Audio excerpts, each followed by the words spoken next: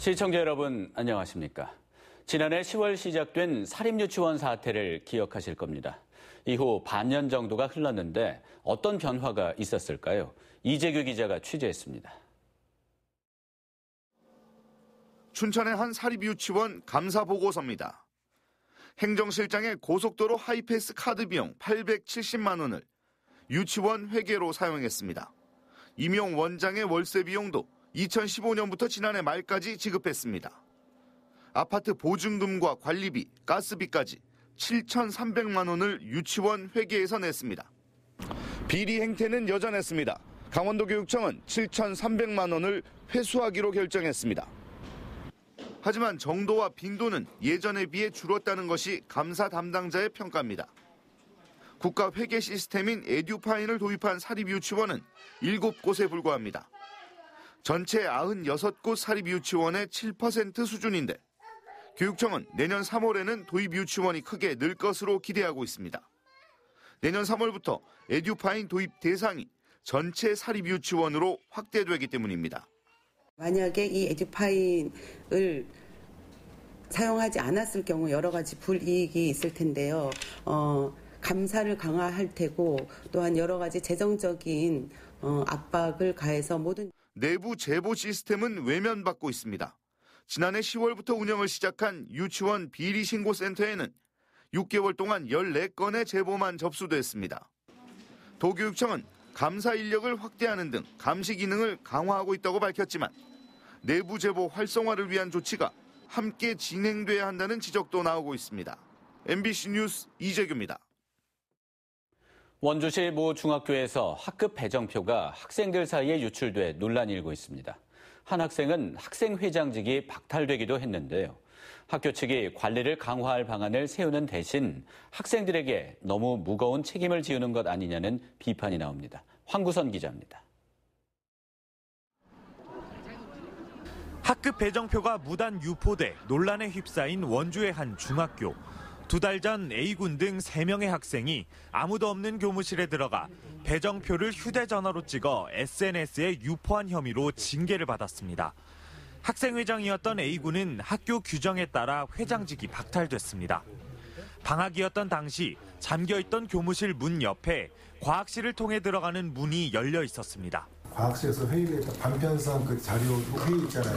그 회의를 마지막으로 거기서 한 거예요. 대부분의 선생님들은 교무실로 나가셨는데 몇몇 분들은 또 그 밖으로 나가실 때 그쪽으로 나가신 거예요. 이 같은 사건이 해당 학교에서는 2번째. 지난해에도 관리교사가 없는 교무실에 들어온 학생들이 배정표를 찍어 단체 카톡방에 올렸지만 별다른 징계가 없어 이번에만 처벌하는 걸 두고 형평성 문제가 나옵니다. 또 다른 논란도 있습니다. 여러 명의 유포자가 거론되는데 누구만 징계받고 누구는 징계를 안 받냐는 겁니다. 교사들의 그 처우, 왜 나한테 왜 이러는 거야? 나한테 왜 이러는 거야, 진짜? 왜 공정하지 못해? 그러니까 그거겠지. 왜 나는 안 봐주면서. 전국적으로 시험 문제 유출 등 학교 보안이 문제가 되고 있는 가운데 학교가 민감한 정보를 제대로 관리하지 못한 책임을 학생에게만 전가하고 있다는 지적도 나오고 있습니다. 강원도교육청은 관리 소홀에 대한 책임을 물어 학교 측에 주의 조치를 내릴 예정입니다.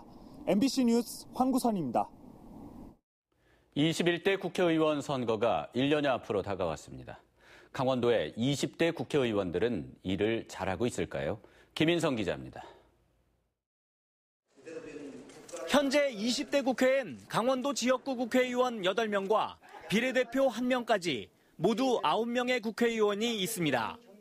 참여연대와 국회 홈페이지를 참고해 2016년 당선 이후 이들의 회의 출석률과 법안 발의 건수, 재산 변동 등을 살펴봤습니다.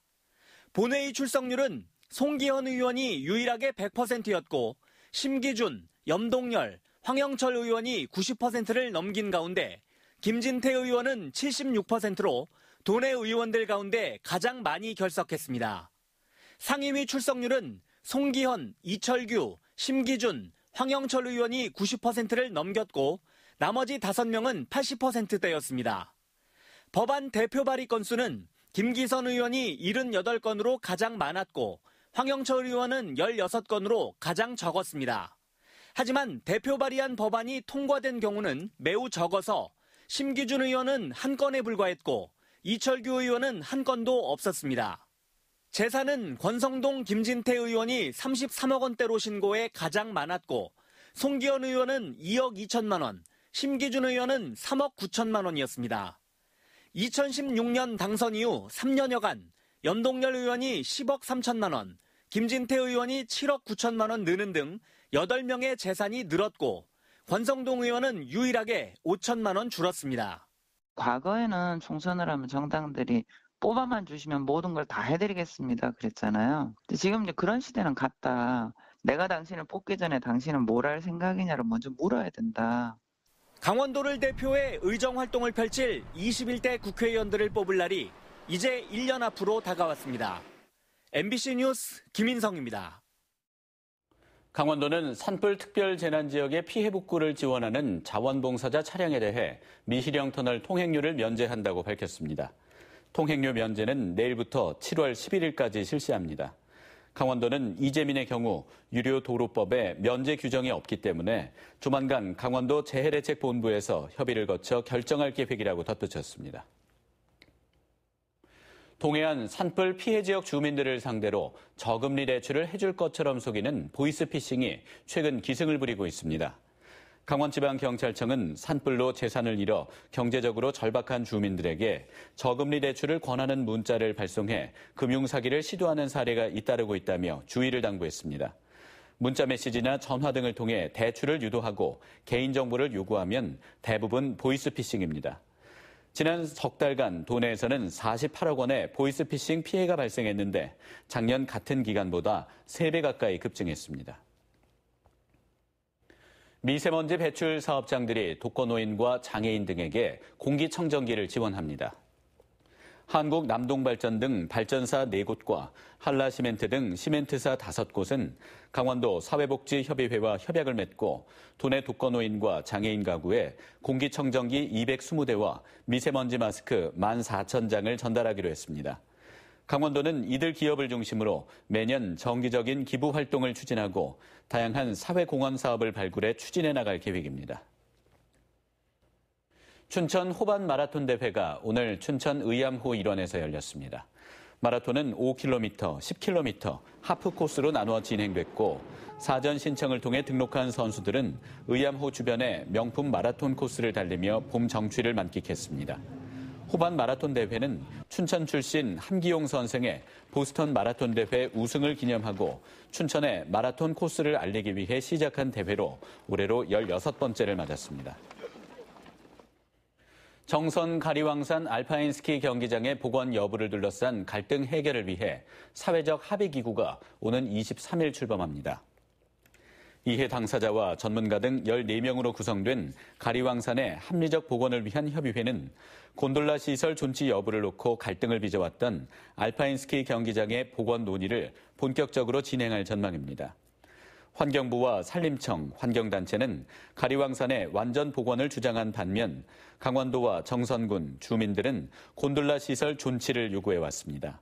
한편 협의회는 지난 9일 사전회의에 이어 오는 23일 첫 회의를 진행하며 다음 달 7일 정선 가리왕산을 방문할 계획입니다. 강릉의 한 주택에서 LPG가 폭발해 2명이 다쳤습니다. 어젯밤 10시 40분쯤 강릉시 옥계면 남양리의 한 펜션에서 LP가스가 폭발해 47살 황모 씨가 전신 2도 화상을 입는 등 2명이 화상을 입어 병원 치료를 받고 있습니다.